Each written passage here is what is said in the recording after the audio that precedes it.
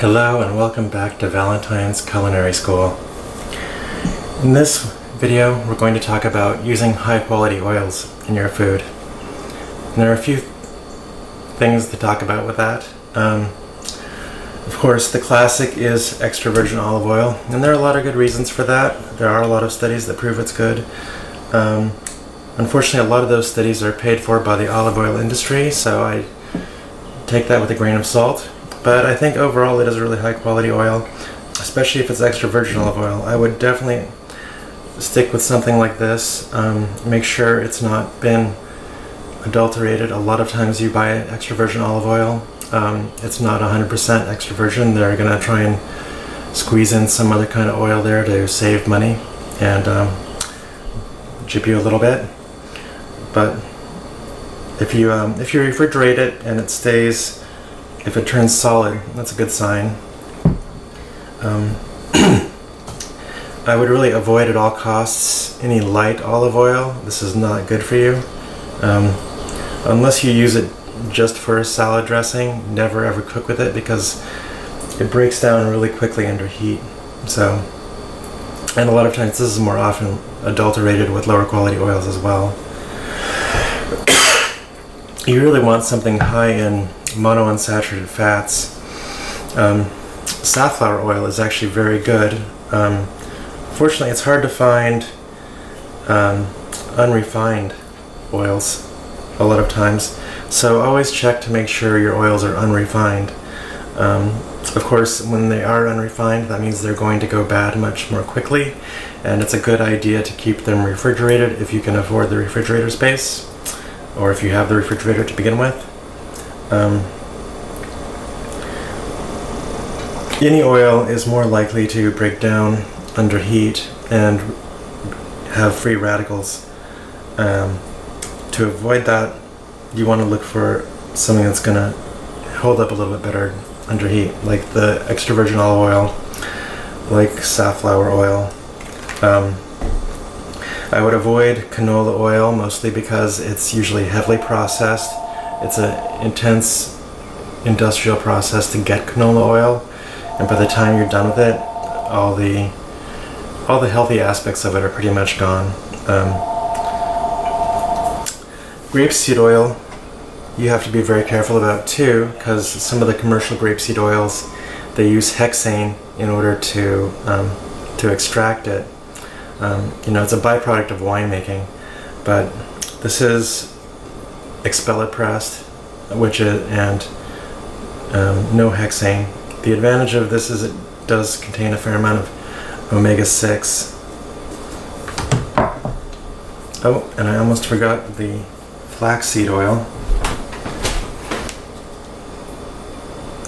So this is kept refrigerated, just like I keep the walnut oil refrigerated.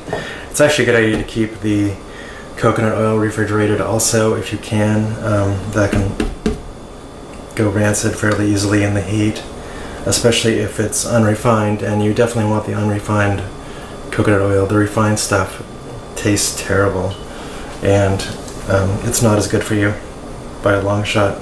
There have been some negative studies on using refined coconut oil, but not on unrefined. It's really interesting how that works. The more you refine something, the worse you make it for yourself. But you want a fair amount of omega-3s, and you also need omega-6s and some omega-9s too. Flaxseed oil delivers on those. Both safflower and olive oil are great for omega-3s. Your body can produce omega-6s from the omega-3s, but I feel like it's worthwhile to supplement that a little bit with some omega-6 containing oils like grapeseed oil or flaxseed oil. Of course, flaxseed gets them all, but it's also an oil you can't really cook with. It has to be used in a cold fashion only, similar to walnut oil. This is really much better off with this as a salad oil and not as cooking oil. You can cook with it, but be gentle with it. Don't put it on too high heat. It's not like peanut oil where you can deep fry with it with abandon. If you are going to deep fry, which I would recommend you don't ever, but you know, sometimes you just want falafels. I understand. Go with a light tasting oil that's going to be able to take the high heat. That would be grapeseed oil, safflower oil, peanut oil. Those are all excellent choices. Now, when they refine oils, they take out the lecithin, which causes a lot of health problems for modern people. So I usually add this back in. Now, the lecithin basically causes, they take the lecithin out so that you can cook with it, so that it doesn't like smoke and burn instantly. However, it causes health problems. So a lot of times I will add this back in, usually at the end of cooking, when it's off the heat or when it's just almost done. And this is also a great emulsifier. So if you're making a soup and you want your soup to be extra creamy, add this to the soup, and any oil will be able to bind to the water molecules and have a really nice creamy texture to it.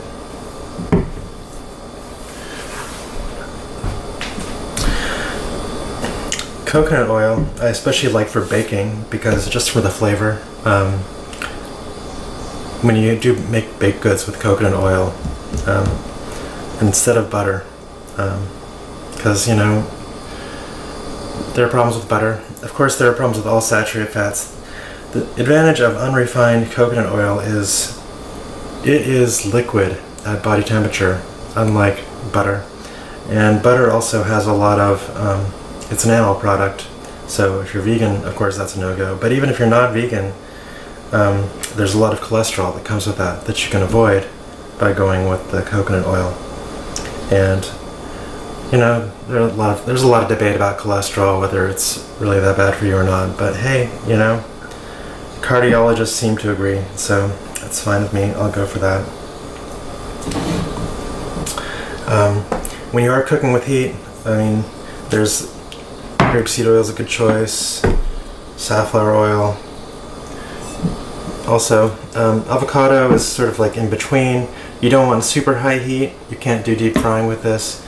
But if you're doing light sauteing, this is a great choice. It's also great for salad dressings, just like walnut oil. You know, flaxseed oil, you don't cook with it, but you can put it in your oatmeal, you can put it on toast. You can use it kind of as a butter replacement. And of course, if you're doing Asian cuisine, especially, toasted sesame oil is a must-have, because it has that particular flavor and aroma that you won't get any other way. And it does handle heat reasonably well. You just can't cook the hell out of it like you would with some other oils. And if you do cook the hell out of it, you're gonna not only create a lot of free radicals for yourself, but you're gonna ruin the flavor of the dish too, and you don't want that. I mean, it's kind of interesting to me, and it makes sense that things that reduce flavor are often also bad for you. Who would have thunk it? Anyway,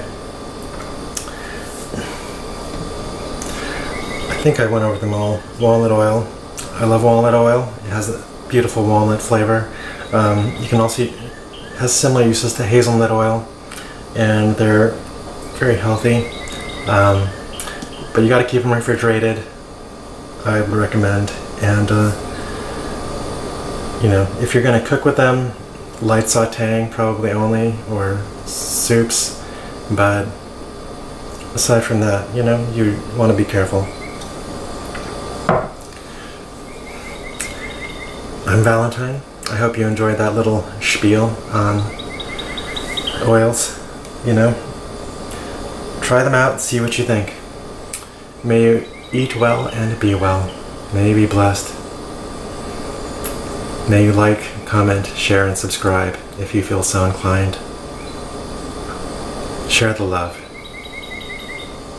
May you be filled with unconditional love for all beings. I'll see you in another video. Aloha.